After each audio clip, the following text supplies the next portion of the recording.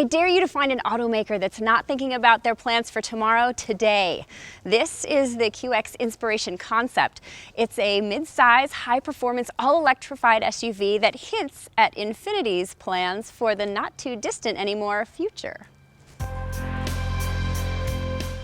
The QX Inspiration gets its exterior inspiration from Infiniti's heritage and their current concepts. Imagine if the original FX, the Q Inspiration sedan, and the Concept 10 had a baby. You're pretty much looking at it. From initial feedback, reviews seem to be mixed about the front end in particular. No grille, slivers of headlights. These are features that folks might take some warming up to.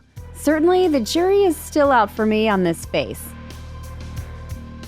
Given the current success of SUVs, we asked Infiniti if the QX Inspiration would translate into their first production EV for the brand. While there wasn't a direct answer, we did get that it would be one of the first. Fair enough. But an entire range of all-electric, e-powered, and performance hybrid vehicles are coming. Infiniti's quest was for a flexible architecture to accommodate various powertrains. Thusly, the QX Inspiration platform was tasked with accommodating a floor battery as well as motors at both axles for all-wheel drive capability. Hence the cab-forward approach with short overhangs. For the time being, we'll have to take Infiniti's word for it. The exterior sheet metal mimics the folds and sharp angles of origami. I particularly like the cheekbones cut into the doors. That is one well-chiseled profile. The low roofline does dual duty in the sport looks department as well as aiding aerodynamics.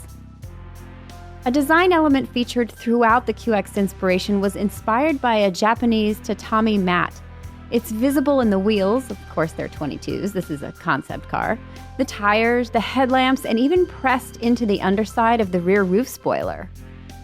This red and gold D-pillar accent acts as a signature design cue. Vermilion, that's the red, and gold resin runs straight through into the interior of the car. This was a way for designers to bring the language from the exterior into the interior. Now, as for the interior, those are proper suicide doors. Ooh, the interior actually started as a lounge design concept, and it was meant to see how they would interpret the interior with new powertrains and tech. I love the nod to their history with this tufted upholstery. It's almost like an old Chesterfield sofa.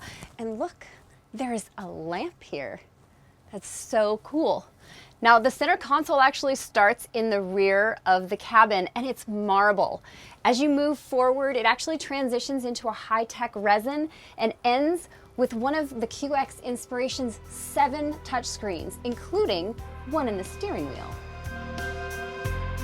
If you're a person who, like me, enjoys physical buttons to control their car's functions, perhaps we should start a support group now. I think we're gonna need it.